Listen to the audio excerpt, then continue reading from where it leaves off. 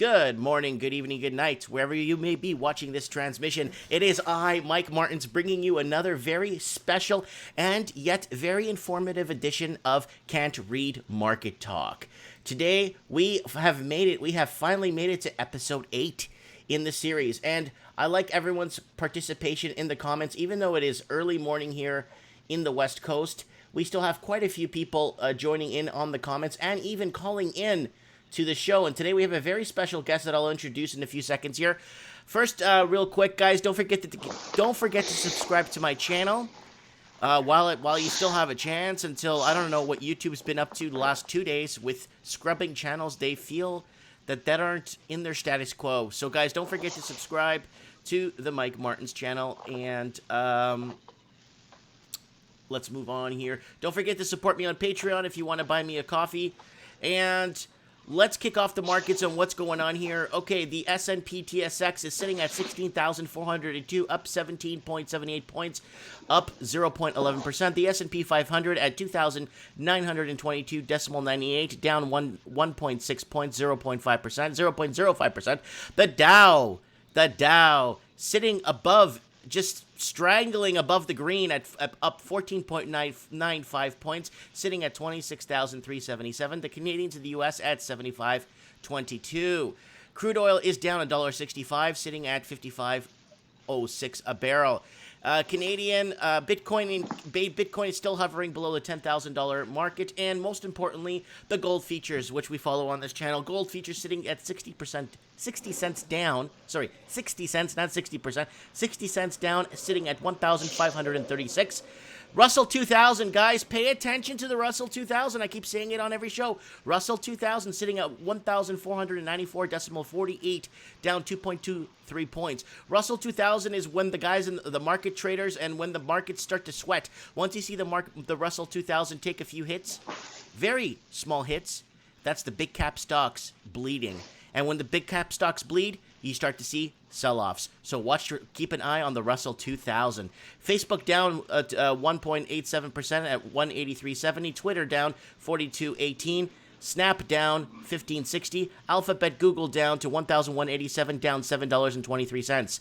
So today we got a very important guest on the show. He is my personal financial advisor, my personal confidant, and a very good friend that I love very much.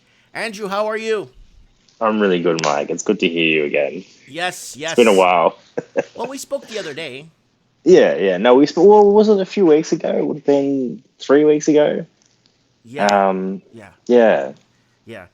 Okay, buddy, you got a lot to tell us, so go ahead, buddy. I'm going to give you the floor. Today's show is Trouble Down Under. Before we get into in-depth market look, what's happening in Australia where it's so tied to the hip with China? Just kind of introduce what's going on with that. And then there's so much trade relations with Australia and China, so it's really hard to say. Just the trade war is going to destroy, well, not going to destroy Australia, but it will at least very, very heavily impact on the Australian dollar.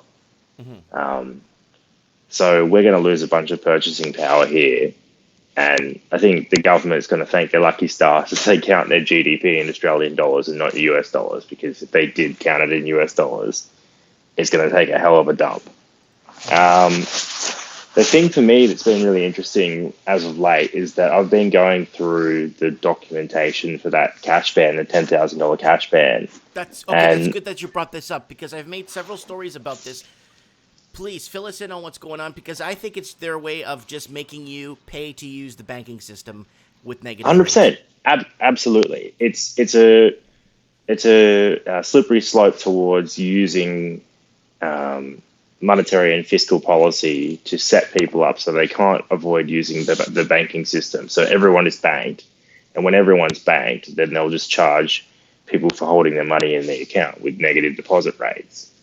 So that's the long game. The problem is, I can see why they're doing it. They're doing it, they say it's because of money laundering. It's not money laundering at all. It's to do with financial stability. The problem is, and they've done it themselves, they've put themselves in this hole themselves, and they're going to say, oh, it's your fault. You're the money launderers. You're the people that are avoiding paying tax. You're doing this. You're doing that. No. What's happened is the banks have used this measure, this risk measurement strategy called advanced IRB. Okay, so there's 5 banks in Australia that are eligible to use this. The big 4 banks, so Commonwealth Bank, NAB, Westpac, and ANZ, and also Macquarie Bank. So these 5 banks are eligible to use this advanced IRB, which is internal risk-based approach, to quantify their capital adequacy. Mm-hmm. Now, what that means in practice is that they can say, oh, we're going to risk weight our mortgage portfolio so it looks like we have more capital on hand than what we do. So in practice, when they say, oh, our capital ratio is 15% or it's 14% or whatever, if 60% of their loan portfolio is in mortgages that they're rated with a 25% risk weighting, it means they have 4 times or 2.5 times, if you do the actual math, which I've sat down and done, it's about 2.5 times their portfolio. So they're saying that they have 2.5 times more capital on hand than what they actually do in the event of liquidity issues. That's a lie, because I know that it was 3 months ago that I guess the highest level board of the banking district in Australia was urging banks to keep the RBA was urging for banks to have at least 30% liquidity to hedge against any defaults, and a lot of banks don't have 2 nickels to rub together. Look, the problem is that they have a bunch of different ways of calculating their risks at the banks, right? Now, if most of your lending portfolio is in mortgages, and you don't want people to know that you're starting to have defaults on your mortgages, it's really easy to say, oh, well, there's no problem. There's no problem because we're doing all of the internal risk weighting. We don't need a credit rating agency to oversee us. We're able to do it ourselves. And I raised this issue 2 years ago with my local MP. He did nothing. He sent me a definition of what a credit rating agency is in his reply. And I was like, what the fuck? I know what a credit rating agency is. I know what their job is. I'm saying they're not doing their job properly. This is why I raised the concern with you in the first place. Well, this is this is dangerous because the people, the common citizen is on the line when it comes on the chopping block. Most people don't understand what this stuff is. Like, I've spoken to people that are working in risk departments of banks, and they have no idea what I'm talking about. They're credit risk analysts that work at the banks, and they don't know what I'm talking about. Now, if they don't know what I'm talking about, what's the average Joe on the street going to know? Yeah, they're not going to know anything. Yeah, they're not even going to know the ballpark of what I'm talking about. Yeah, the problem is they're not. You see, but it even boils down to independent risk factors. If you get into some of these banks, let's say we get into some of these files. Let's say we go into some of these mortgages that were put together, packaged, right? I'm very sure if we go down to the branch level and we look at the mortgages that were packaged, I could bet you 100 to 1 we could pull 10 random files. 9 or 8 of those files will have discrepancies on them. Either the pay stubs don't match, or the date of birth is not right, or the ID is expired on file. None of these mortgages, I could bet you 100 to 1 that 9 out of 10 of these files are not up to code or up to it's not just that though. It's not standards. It's not just that, though. A lot of the time, they don't want them to be up to date, because if they're up to date, then the underwriting standards are bad enough that the bank can say, oh, this loan shouldn't have been issued. I have a friend that's got a mortgage. He got the loan application form, or he got the documentation for the loan application form, and he gave it to me. And I said, why isn't it signed? And he said to me, what? It's not signed? I'm like, yeah, your dad hasn't signed the loan application form. And he goes to me, what? I'm like, yeah, check it. It hasn't been signed. So it's not even a legal binding agreement then? Yeah, I don't see that it's a legal agreement if it hasn't been signed. Like, at that point, like, surely you'd have someone at least forge it, right? Like, at least make an attempt to look like it's been actually gone through the process, because it wasn't even signed. I was just like, okay, well, this is they've either doctored it and they have a different file on hand in comparison to the one you're showing me, or they've done such a bad job that they didn't even bother to sign it to justify the loan being issued in the first place. And I was like, well, okay, I'm not going to say which financial institution it is. I mean, you probably already know because I've already pointed out. Yeah, yeah. It's Westpac by extension, but it's through a broker, and I'm not going to say who the broker is. So that's fine. You don't have to say the broker, but yeah. But they're allowing this. So who the hell is underwriting this crap? Beats me. But the point is, everyone has been fed this lie that there's, we have unquestionably strong banks. We have all this stuff. It's like, once you actually start looking under the covers, it's not unquestionably strong at all. All you're doing is you're coming up with these bullshit justifications for why you're saying that this is the case, why black is white and why white is black. Yeah. Like you can't explain. You can't explain away something that is either true or not true.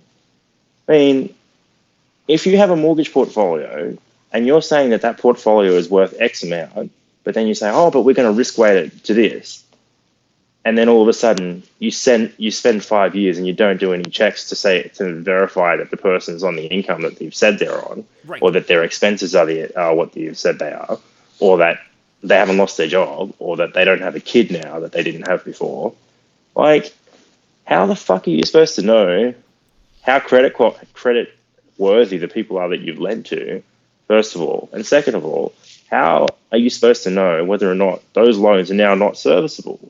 I mean, that's not even thinking about the switch from IO to principal and interest. Like, there's so many things that could and will go wrong in this situation that I think they are aware of, but they're just going to pass the buck on to the people that have got deposits to pay. Exactly. And this goes back to basically eliminating cash. And Andrew, I brought up a very important point, that people don't have an idea or an inkling or an understanding of how much people are giving up once they revert to cashless society. People don't understand how much they'll lose, how much freedom they'll lose. Not only that, it's because then... But it's not about that. It's not just that. There's so many more things that it applies to. Right, but what I'm there's a limit on daily transaction volume. Like, how? Imagine if they put a limit on a hedge fund of $50,000 that they can move a day, right? Mm-hmm. How ridiculous would that be? Say you've got $1 billion fund and you want to move your funds from one place to another, and you want to do it in a somewhat timely fashion.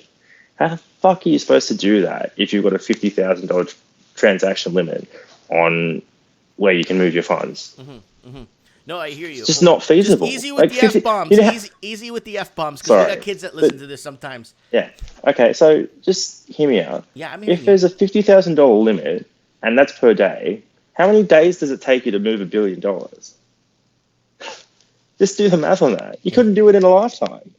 No, you couldn't. No. Or you could, I mean, if you live a really long time, but... Yeah, if you live to 103. It's just like...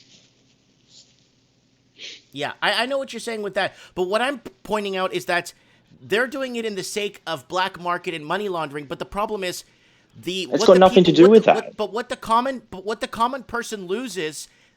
the common person, the bank, loses a lot more than what the bad guys get away with.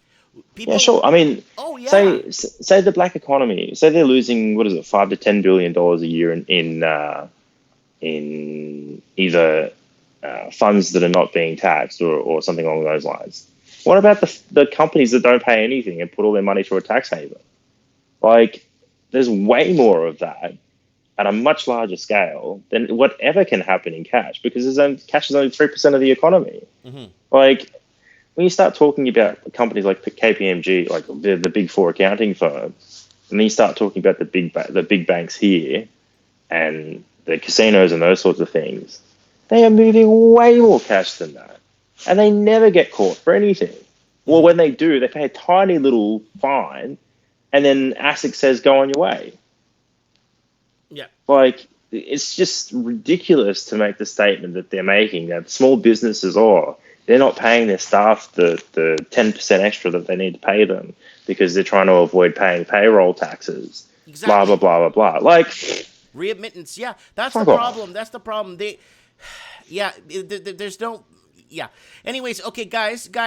Andrew gave us a stock tip of Sorry, the day, I or shouldn't be swearing, a but stock yeah. talk, a stock tip of the day. His stock tip is Spectrum Rare Earths Limited. Guys, remember, do No, your it's own not rare research. earth. Huh? It's SPX Spectrum Metals. Yeah. Isn't it Spectrum Rare Earths Limited, ASX? They're not rare earth. They're a gold miner. It's at 11 cents, right? Yeah. Okay, that's what they have themselves. That's what it They're says called here. Spectrum Metals Limited. They're not rare earth. Okay, I got the wrong one. I'm here. just It's ASX Spectrum. It's at 11 cents. yeah. Market cap is 152 million. 138. Okay, because it's probably gone up since. Maybe, I don't know. Because this stock's has gone up like 400-500%. Yeah. So well, I got it in, I think it was early July. Yeah, I'm seeing it here. I mean, yeah. So yeah. guys, this is the stock right here. It's gone up huge in the last, I don't know. Well, it would have been, sorry, it wasn't early July. It was late. It was like mid to late June. Just checking my portfolio Yeah, now. I'm seeing it here. It's May after May, July 15. That's when it spiked, 2019. Yeah. And that's when It's it still took got a off. long way. It's still got a long way to go. Yeah, it's got a long way to In go, my guys. opinion. Remember, guys, we are not an investment channel. Do your own research. This is just a little tip we want to throw to you guys there. It's called Spectrum Rare. This is SPX.AX. Yeah. Yeah. It's Check it out, Spectrum guys. Metals Limited. It's got a market cap of 152 million. They're exploration and they're doing well. This is definitely a stock, guys. If you want, I've added it to my watch list this morning. This is definitely one I have no problem throwing some money at. Definitely, no problem. So now, Andrew, I need to know from you, gold and silver, is it the future? For now, yes. Yes, I think so. Yeah, I don't know. I don't know how it's going to play out. I can't say that it's going to be one particular thing. So I'm trying to cover all my bases. I'm trying to figure out if I'm wrong about one particular thing. Like, there's things that trade in tandem, right? But if they try and block one thing, what's the next thing that I can go to? Or like, how many different avenues can I go down? Right. Because basically, like, if it's negative deposits or negative yielding deposits, then how is that any different to a negatively yielding bond? Really, to me, that kind of says everything you need to know. Like, if you're going to make 10% capital gains and you're charging you 2% to make that, then effectively you're getting a positive yield anyway, because the capital gain is making up for the payment out of whatever it is that you're holding. You're not getting that option with a bank deposit. So, obviously not. Bank deposits won't even give you. I mean, they're gonna head to negative rates pretty soon. Yeah. Well, that's my justification anyway. That's why I see people pouring into these negatively yielding bonds. They're going, well, the bond is going up in price, so I'm happy to pay a small percentage to hold it if it's going to go up enough to justify me holding it. Can I ask, in your opinion, I need to know this. How is Australia, in your opinion, managing their own sovereign debt? Not well. I'm not going to really talk about it because I haven't done the legwork yet. When I have, I'll go into more detail. But yeah, we're basically relying on the spot price of iron ore staying high forever, and then using that to generate a budget surplus, and then saying how great is everything and saying la-di-da, everything's fine. But I really don't think that's the case.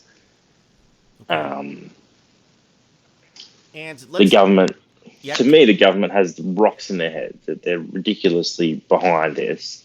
They don't understand that, if there's a 2-year, 10-year bond inversion and the Japanese yen is rallying and the Swiss franc is rallying, gold is rallying, silver is rallying. Right. When all of those things are happening at the same time, that's basically get your money and run. And they're going, oh, we should run a budget surplus. Like, what? Fucking what? What are you talking about? Are you kidding me?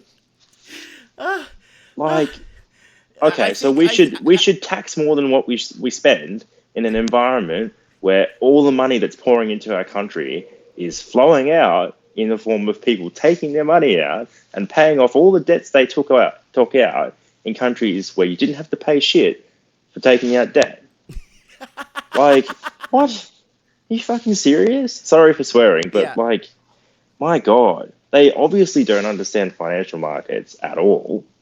Like, the reason why the Swiss franc and the Japanese yen are rallying is because people can borrow Japanese and Swiss bonds for basically nothing, or borrow using them for basically nothing. I mean, if they're negatively yielding, then you're getting paid to borrow with them, and then go and invest on the S&P 500.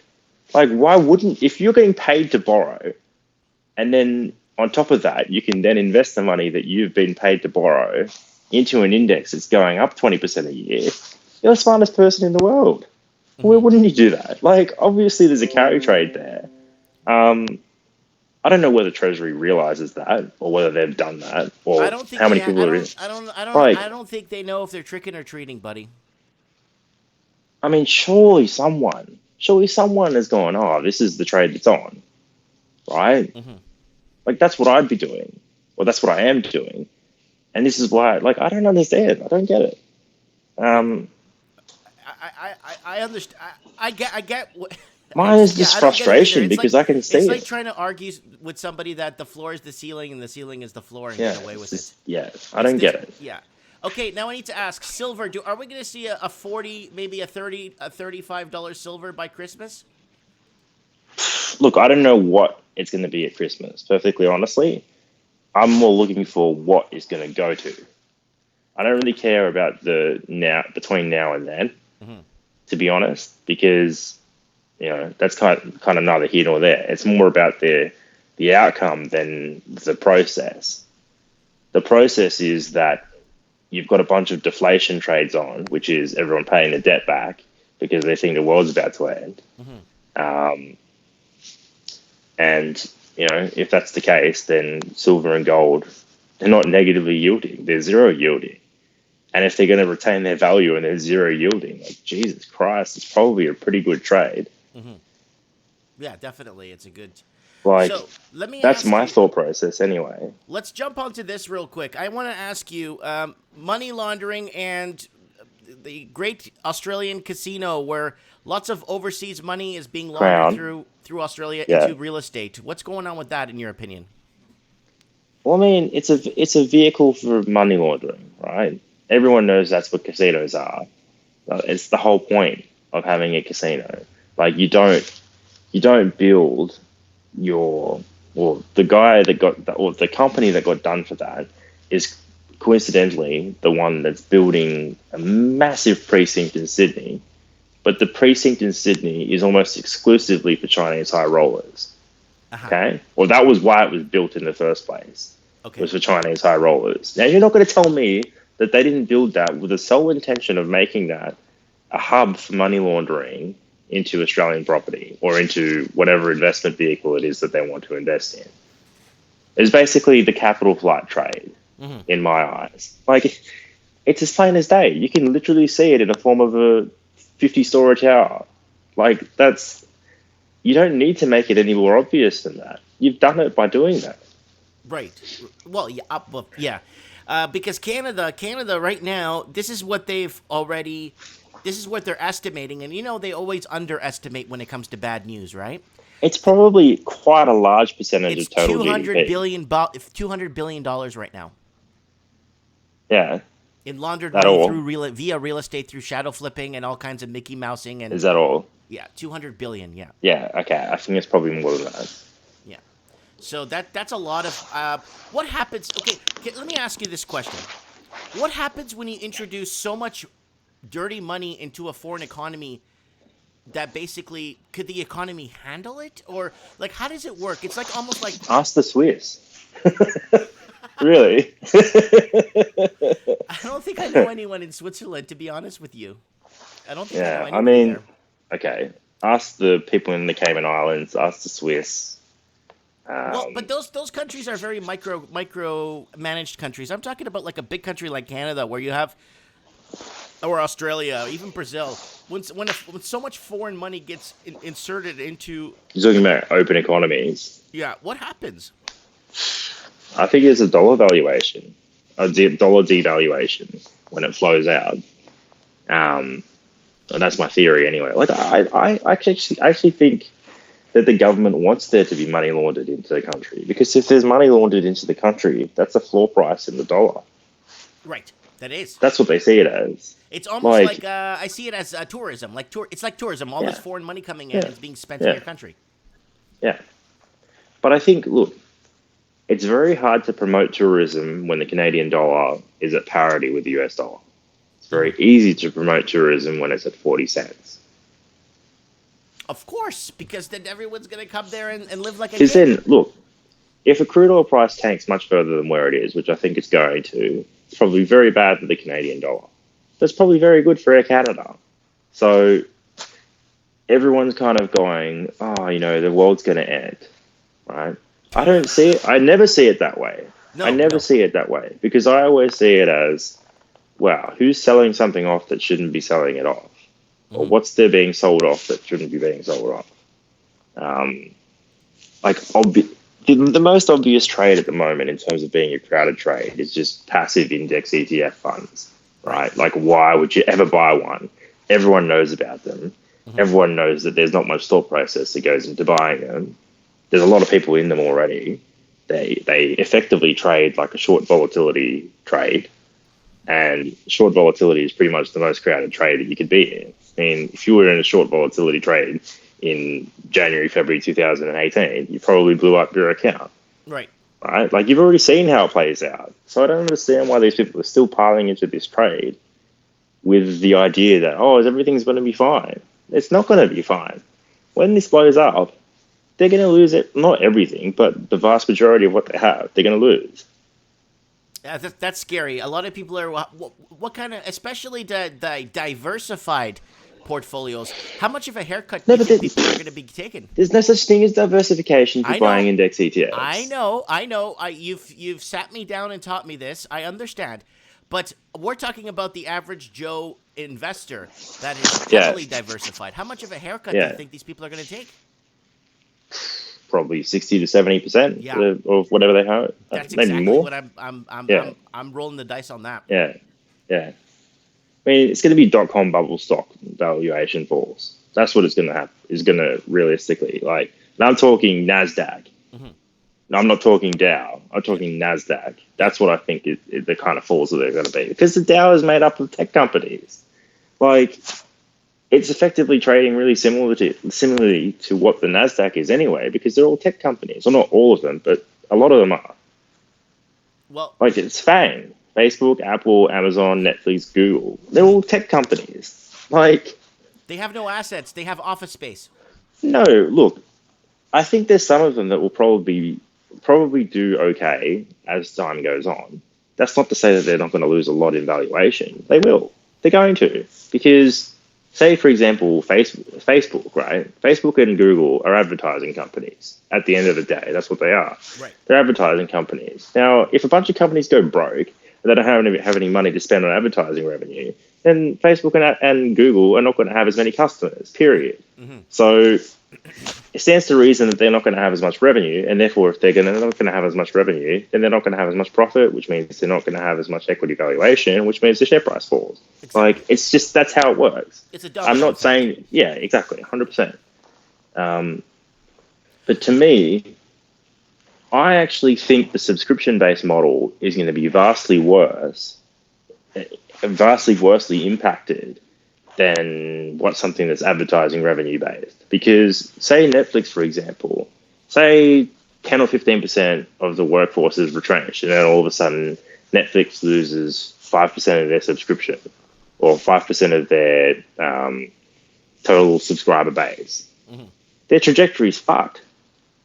At that point, like, where are they going to make up for the shortfall in subscribers to justify spending on new content?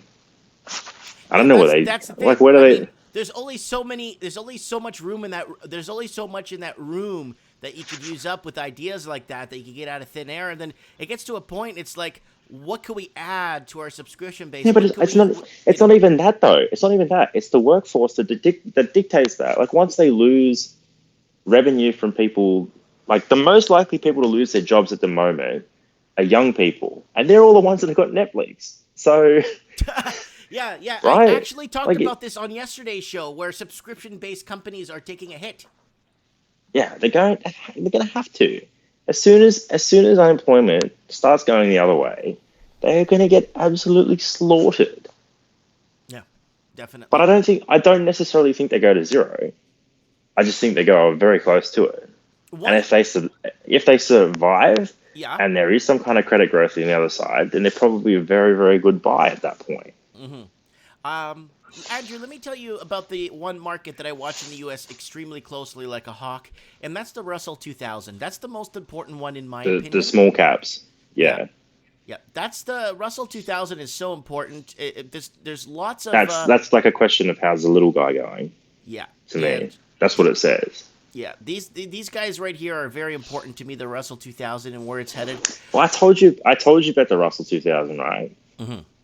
Like if it's diverging from the index in a meaningful way, then you should expect the index to start trending towards the Russell 2000 Right.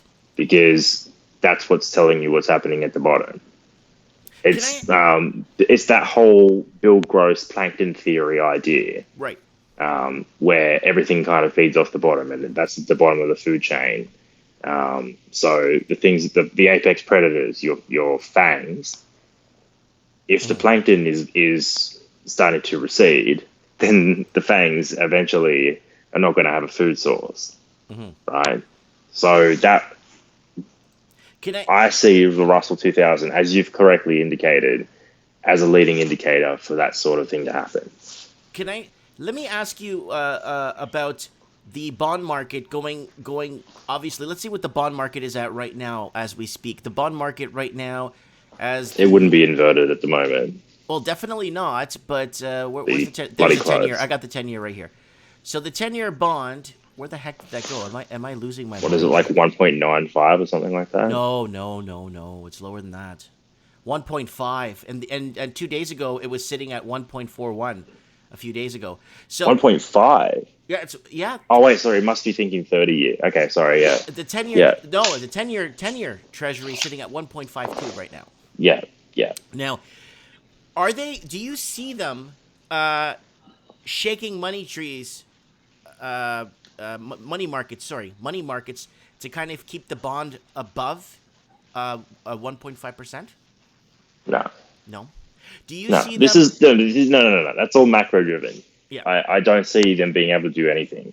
Okay. Now, that's something somebody asked me that the other day, and I don't think that's going to work. But another thing I wanted to ask, do you see them working money markets or other markets to try and get them to I read an article the other day that they're at a loss right now for the month with the amount of points gained and lost. They're trying to move money around from different markets or different banks too, because you know that the banking sector a few days ago helped bail out the energy sector. I read that article, kind of threw a Yeah, little bit of money into the I energy told sector. I told you don't be in energy. I'm not in energy, dude. I have no more energy. Good. You know, I'm glad we I had have that no more energy. conversation. I'm out of energy. Woo!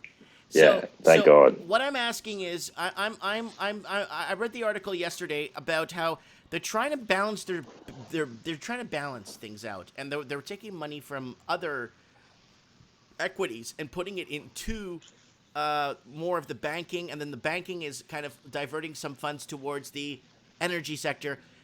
How long? How long Do you is reckon this that's going to keep? GE Huh? as well? Do you think that's got anything to do with GE? Because I was kind of on the fence about GE. I thought the presentation wasn't that convincing. You talking The about short General Electric thesis. presentation? Yeah, there was a Yeah, short thesis that was done that's right. by the same guy that was involved with Bernie Madoff. But look, I don't think his presentation was that good. Sadly, like I mean, I don't have any skin in the game.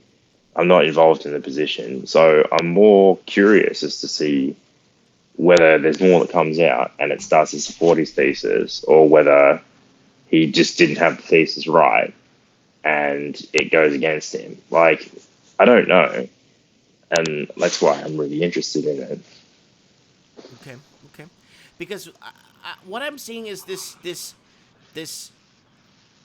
I don't know. They're just trying so hard to prop things up, and you could see Yeah, it. I You mean, could see yeah, every 100%. angle of it.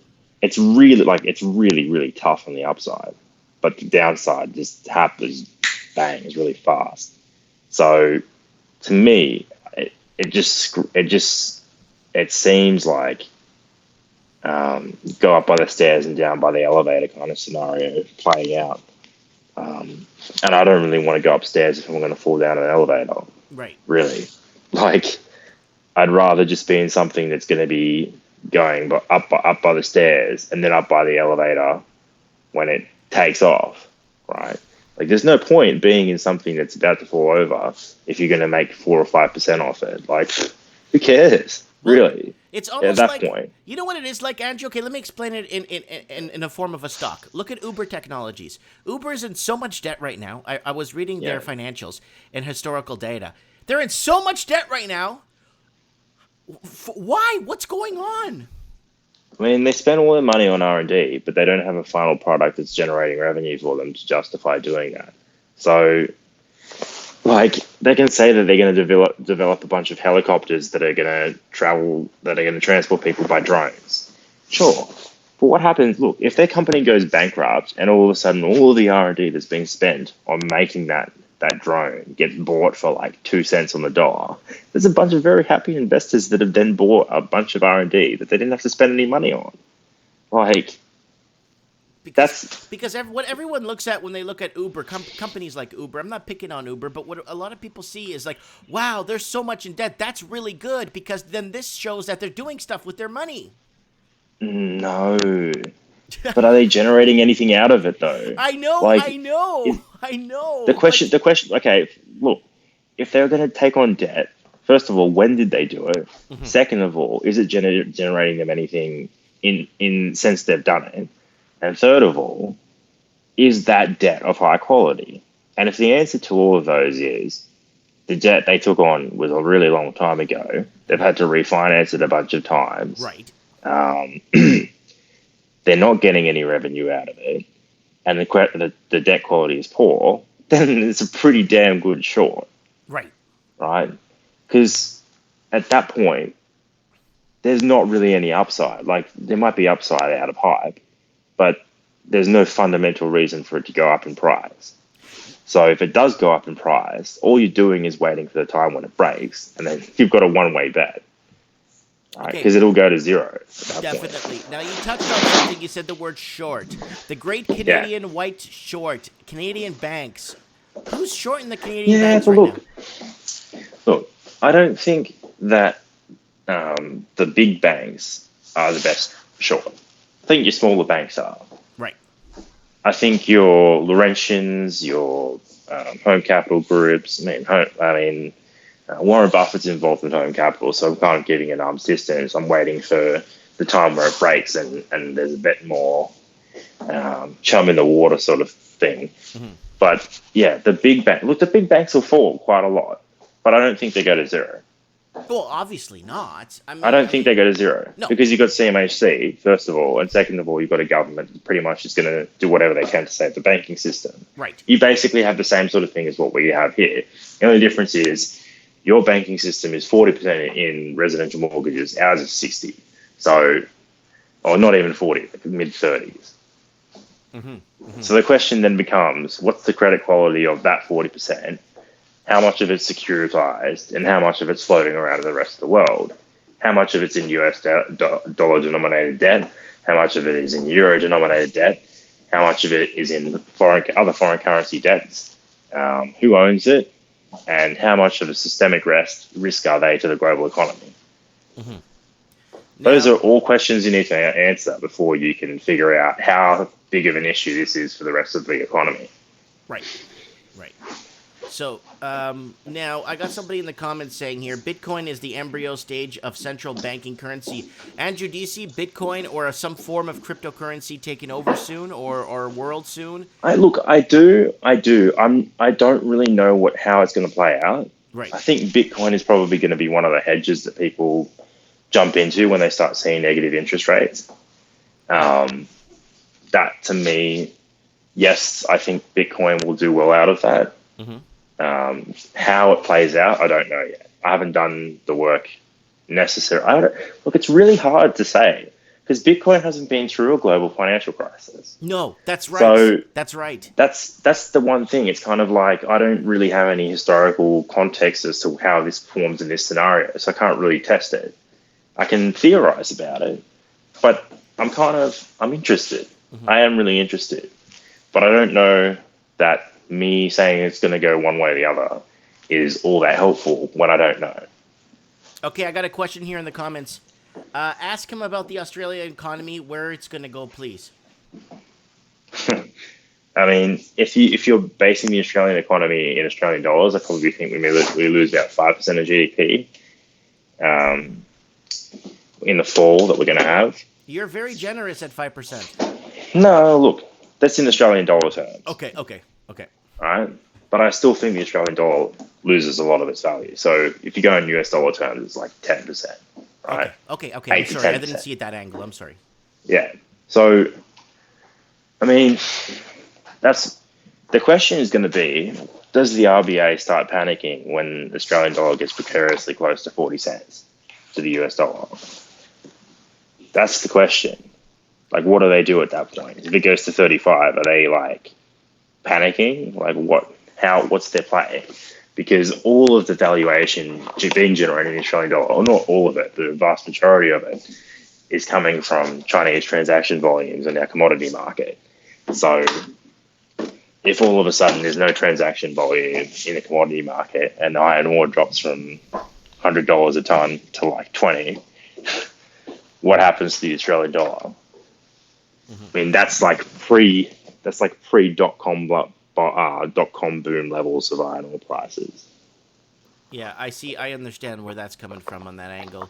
Yeah, that's what people need to look at. Do you see the American dollar gaining any more strength in the next quarter or two, or is Trump going to be tweeting crap? Fuck yes, it will. Okay, so you see the American dollar gaining a bit of strength. You see oil, I see oil, we see oil going down. The energy sector is falling apart. We see the Canadian dollar is going to fall to the American, I believe. It's still sitting at Well, I mean, if oil's falling, where's the logic in saying that the Canadian dollar is going to go up? Well, no, it's not going to go up. No logic. No, it's sitting at tight. It's been sitting tight for the last month and a half at 75 cents. Yeah, that's because the spot crude price is not doing anything. Yeah. So it's staying steady there. It's holding steady. The Dow is right now, as we speak, is sitting at 26,404. So it's up plus 41.96 on the day so far. Markets are not rallying, but markets seem to be tense right now on the floor in New York. Okay, let's look at some articles here. U.S. stocks fluctuate as consumer sentiment flags markets wrap up. Yeah, consumer confidence is at one of its biggest historical lows. And where do you see, Andrew, consumer confidence going when it comes to buying just basic necessities for the house? I read the article the other day of I think people are giving up on Trump. Yeah? That's what I think is happening. I think people saw Trump as the get out of jail free card. Mm-hmm. I think they saw him as the person that was going to right the wrongs in the agriculture sector, in the Rust Belt, in the manufacturing sector. That's not going to happen with a strong US dollar. Okay. It doesn't happen. Okay. Because you can't export, first of all. Right. And second of all, commodity prices end up being expensive for the countries that would want to buy things off you. So, right. Yeah. But then the problem is the local American population, the middle class has dwindled, so there's not enough people within the middle class to actually buy or, consume, right? Well, there's probably three things to that. The first thing is everyone had their wealth wiped out in the dot-com bubble and the global financial crisis, or the GFC, or the Great Recession, or whatever you want to call it. Mm-hmm. So you've got that. Then you've got demographic issues. The demographics are, what's the median age of the American population? And this is why I think Trump's crazy on the whole border wall thing. Like, Mexico is going to be a growth engine in the future. So the fact that he's so adamant on keeping Mexican people in Mexico just baffles me. Mm-hmm. Like, why? They're going to be productive in your workforce. Why don't you just give them visas and say, here, go get an education, be a productive member of society? Right. Like, I don't understand that. The people that aren't productive members of society are the ones that have got fucking drug addictions or are very old that need someone to actually work in the workforce to supplement their healthcare costs. Like, do you not understand this at all? Like, it just baffles me. I don't understand it. Mm-hmm. I want to thank Pashka for sending me $2 for coffee this morning, Trump 2020. Thank you so much, Pashka, for the $2 for coffee. Okay. Let's there's some things that Trump's done that I completely agree with, right? Right. That yes. I completely agree with. I think he's completely right on the interest rates thing. I think the interest rates have to go quite a long way down. But there's other things that just don't, it doesn't make sense to me. Mm-hmm. Or it doesn't make sense to me anyway, because I'm just saying, if you want to support people, how are you going to go about doing it? Don't be absolutist. You've got to be pragmatic, because this is about actually helping people, right? You've got to help people that are in America, because that's why it's a great country. Like, I don't think the United States is necessarily a bad country. I think the premise of the country to have individual freedoms is actually a great thing. Right. But the execution is just not there. It's not being it's just, you watch it and you just go. I hear your frustration. Yes, it's like it's not that we know, it's that we understand the right and wrong way of doing things, or the right and the wrong way and logical way to do things, and you're taught your whole life how to do things the right way, and then someone comes in and steps in and tells you to do it tells you that what they're doing is wrong, but they're telling you it's the right thing to do. Like, you know what I mean? Yeah. It ultimately frustrates you. Even from a humanitarian perspective, it doesn't really look that good. But when you talk about it in terms of demographics, it's even more nonsensical. Mm-hmm. Like, why would you say to someone that's 25 years old, has another 20 years worth of income earning growth on them, which is then going to get contributed to tax payments to the United States, right, and also towards other people's healthcare? Mm-hmm. Why would you say to them, "Nah, sorry, we're not interested in you and your family"? Like, what? Well, I have my personal story, I don't get too. it. Andrew, I got my personal little vendetta, too. When I went down to the States, I got sponsored by a technical... I was going to be a technical director for two major production facilities in South Florida. And the company did all the paperwork for me, and when I went to the interview, they said they're not looking for my kind. And I paid a lot of money to get my paperwork, by the book. Wow. Really? All the paperwork done, huh? They said, we're not looking for your kind. Exact same words right now. But really pisses me off, right? Yeah. Because you're a productive member of society. Mm-hmm. What's to say that you don't have any value? Really? Like, you're saying, I can't read. But first of all, you've done everything that you can do, even given that. Like, that's an impediment to you, but you've still gotten to where you are. So hats off to you for that. Uh-huh. Like, I'm sorry we're going a bit of a tangent, but Jesus, I'll talk to you about that. I'll explain everything to you about, from beginning to end, and you'll be like, what? But this. It doesn't look. This was during the Bush the young Bush administration. Yeah, it doesn't surprise me. Look, that's the thing that says that it doesn't surprise me. But by the same token, what does the country lose from doing something like that? What do they lose? So much. What's there to gain from saying no? Really? I know. What do they gain? I don't understand what they get from it. I don't know. What, you look different? You sound different? Fuck that. I don't know. 7774 just gave me £5, 5 British pounds for coffee. Coffee for Mike, paying for a no-deal Brexit on November 1st.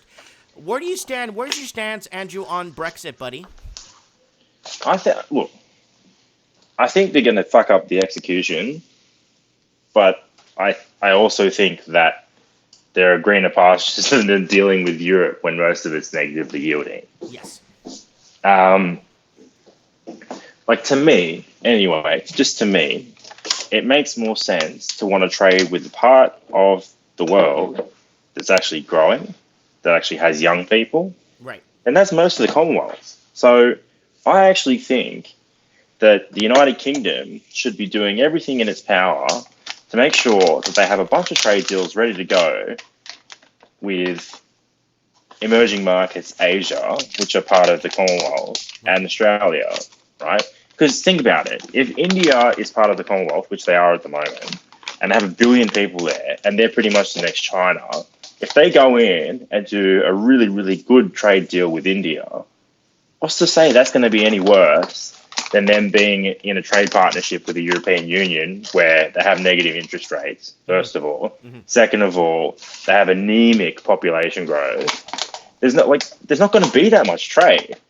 So for them to be like, oh, no deal Brexit is the end of the world, I don't see it that way. I really don't. Yeah. I kind of see it as Europe's going to be anemic anyway. So why don't you just focus on the things that are going to be strong? Well, the European Union was a failure from the start. It was a flawed system. Oh, there's so so many things that you could talk about with the European Union. And look, I'm a fairly liberal person, right? Like you and I don't agree on politics, but that's not to say that there are things that I don't agree with you on. Like there's a lot we agree on. And I think this is the biggest problem with my generation, like the millennial generation, is that as soon as someone starts disagreeing with you on the smallest thing, then you just dismiss everything they have to say. And I don't think that's how we should be treating people, right? Like there's a lot of people that you disagree with, but them disagreeing with you is actually giving you an opportunity to learn something that you should be actually taking on board rather than saying, oh, they're a gay hater or they're racist or they're bigoted or they're this or they're that. And that's exactly what I think Hillary Clinton lost when she said, oh, they're a basket of deplorables. Because they're not. I don't think they necessarily are at all, Trump supporters. Like, it's not as cut and dry as that. Yeah, you're almost making me shed a tear here. Yeah, very transparent here tonight on this morning on Can't Read Market Talk with Andrew, my man, my dark confidant, and my the other guy, my financial advisor. Yeah. So okay. You know, what has the EU did to my country of birth, Portugal? Well, it stopped Portugal from exporting or harvesting oranges, even cut back on Portugal producing their own wine because they want France and other countries to do it. They cut back on Portugal. They've cut back on Portugal doing anything, and they cut their fishing industry into half, even though they own more jurisdictional waters than anyone else in the EU, and the Portuguese are basically asked to sit back, and they're being paid by the EU not to fish and not to agriculture. It's ridiculous. Look, it's completely ridiculous. The reason why all this stuff is happening is because they have a completely dysfunctional foreign exchange system. You have, on the one hand, you have one of the most deflationary countries in the world, Germany, by GDP dictating what everyone else can do. And the French as well also have quite a large trade surplus because they're able to trade in euro, and the euro doesn't appreciate under the current system because they've got a bunch of other currencies, a bunch of other countries that are contributing to inflation in the euro. So the currency always seems cheap because there's those countries that have got too much inflation in them that can't devalue their currency that are dictating how much of a trade surplus the big countries like France and Germany can run. So it's all it does is breed resentment. So I don't understand why you can keep doing it. Like I understand. That whole. I had a documentary I made in the Portuguese language called Africa for Sale. And Yeah. I discussed how basically this documentary was dedicated for the people living in Mozambique. and Angola, Yeah. where they speak Portuguese. And what happened was, it got such a You think Africa's for reverberation that sale they, now? You think Africa's for sale now? You should see what it's going to be like in 30 to 50 years. yeah, yeah, yeah. And this huge reverberation from that video, it got taken down. And because all I was talking about, Germany lent Mozambique money or Angola Yeah. money.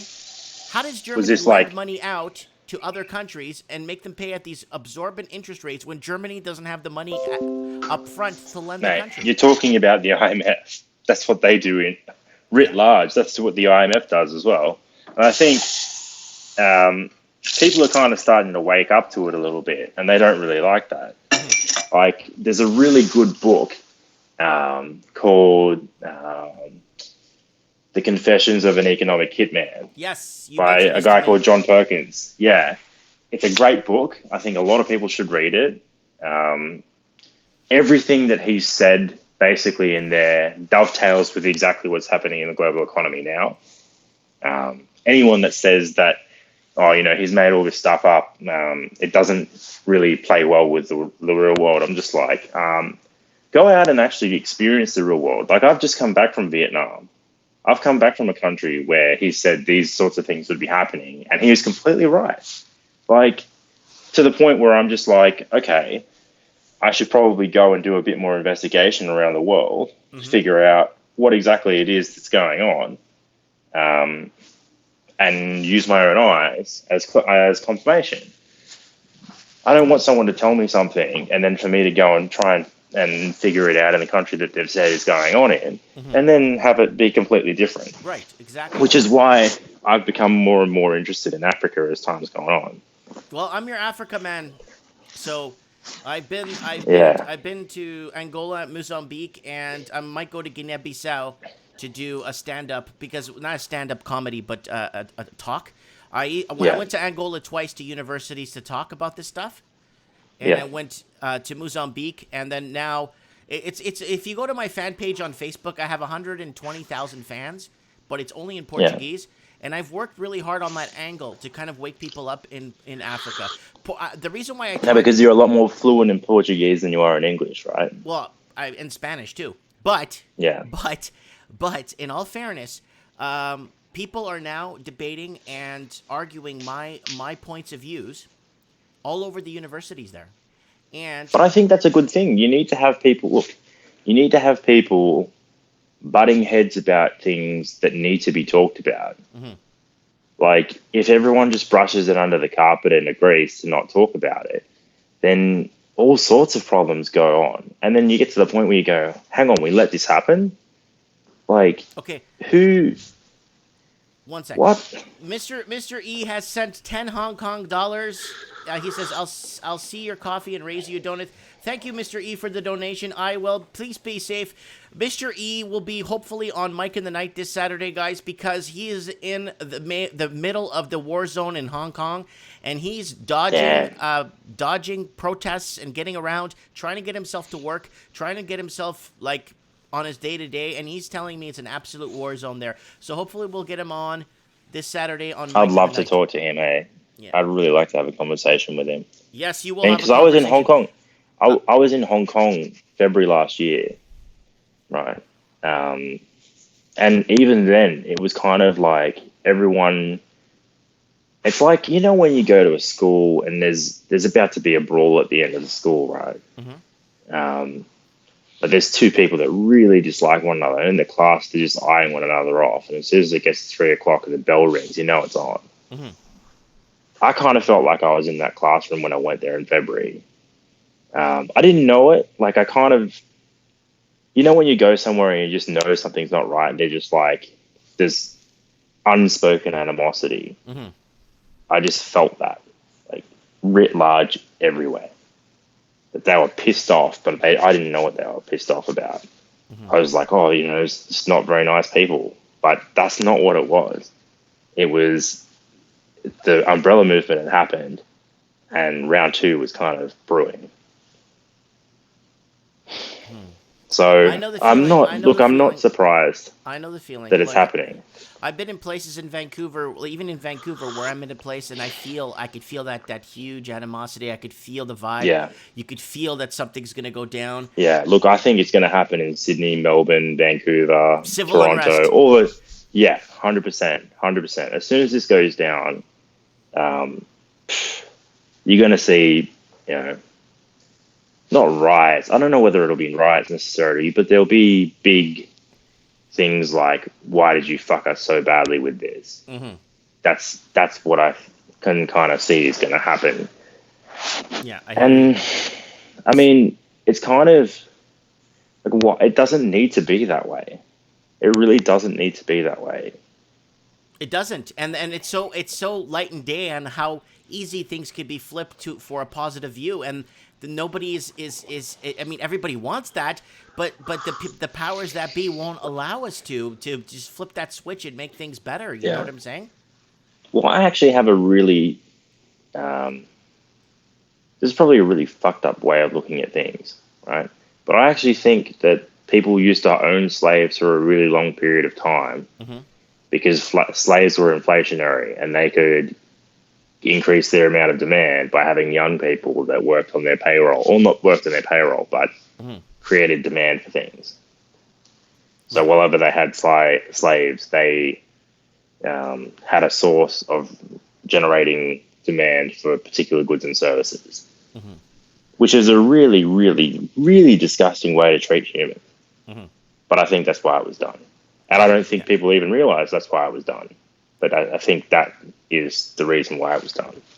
So here it is, guys, the book, The New Confessions of an Economic Hitman, How America Really Took Over the World by John Perkins. This is what the book looks like. Get on Amazon, get on wherever and pick it up. The PDF is available, too, for you guys on Kindle. Okay, Andrew, I'm going to let you go, buddy, because I'm going to wrap up the show because, one, I need to pee, and two, I need to open my store. All right, no problem. Thank you and so I much, need Andrew. to go to we'll bed. have you again on the show whenever you're ready to come on, because I know the time zone difference is very different. So yeah. yeah. I mean, if it's your morning, then it's our very, very early morning. Yeah. So we'll keep in touch through the week, and thanks so much for coming on, brother. No problem. Have a good We'll talk one. again soon. It's Okay. been good. So that's Andrew, the man with the plan. And yeah, there it is, guys. The New Confessions of an Economic Hitman. And yeah, that's the book right there he's recommending to read. I'm going to actually see if I can pick it up on Amazon later and have it shipped to my door. Yes, I will buy it from a local bookstore, but I don't know. I'm just not sure where there's a bookstore. There's nothing in Merritt here. But I'll probably go check it out at the Chapters in the bigger city closer to me here. So it is 6:15 p.m. in Greenwich, London right now, UK. Raven in the comments. We'll get Raven on hopefully for Mike and the Knights. We got to discuss what's happening with just what's happening. Hopefully we can get Mr. E on. I hope he can give us an insight on what's happening with the fall of Hong Kong, the fall of Hong Kong or the Hong Kong siege, because this has been an ongoing problem now for 2 months and I think 3 months, and I just hope things get resolved. Yeah. Anyways, Raven says he's gonna mail it to me. Sure, if you have it and you read it, mail it to me. Then I'll read your copy. Anyways, guys, thank you so much for your support. Thank you so much for your, super chats. Thanks so much for the coffee. And if you want to support this transmission, don't forget to check me out. $1 a month donation gets coffee. And I'm really happy with this Patreon thing because it's, I bought a new mic. Look. All right? It wasn't cheap. I needed to buy a mic, okay? I need you guys to hear me in stereo, right? And you know how long it takes me to make $300 on YouTube off of AdSense? You have no idea. Anyways, let me know. Comment below. Thanks for watching. And if you want to support this transmission in the most basic way, go ahead and share a video. Also, don't forget to visit me on thedirty.com. Go to thedirty.com and type in Mike Martins and check out what has been going on, transpiring. in the life of the... I don't even know how to explain it, but thanks for watching, guys. Comment below and have yourselves a great day. Happy Friday to everyone here in the West, and God bless.